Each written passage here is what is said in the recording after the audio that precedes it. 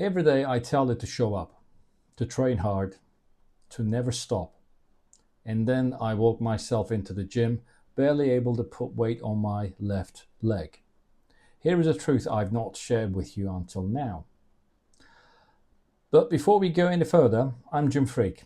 At 51, I'm rebuilding my physique, strength, and performance while helping busy professionals do the same. On this page, you'll find practical training, nutrition, and mindset strategies based on real-world experience, not bro science. So, 10 years ago, I had a knee surgery, meniscus.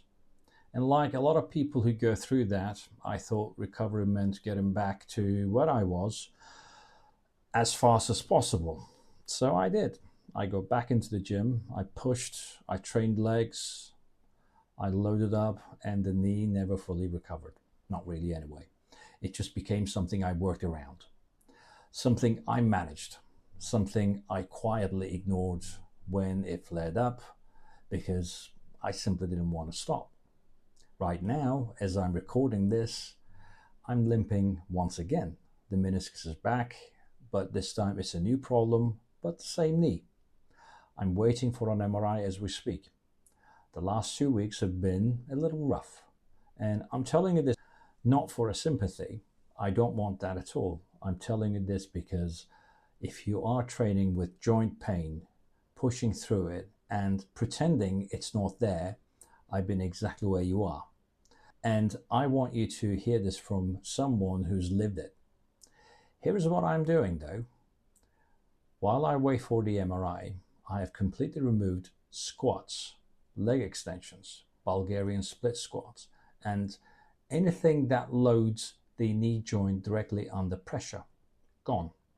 For now, what I'm focusing on instead is hamstrings and glutes, RDLs, cable kickbacks, hip thrusters, reverse leg raises, back extensions with a hamstring and glute focus.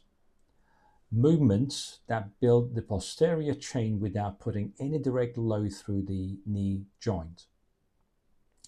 And here's what I've learned. Your legs do not stop being a priority just because one part of them is injured. You adapt.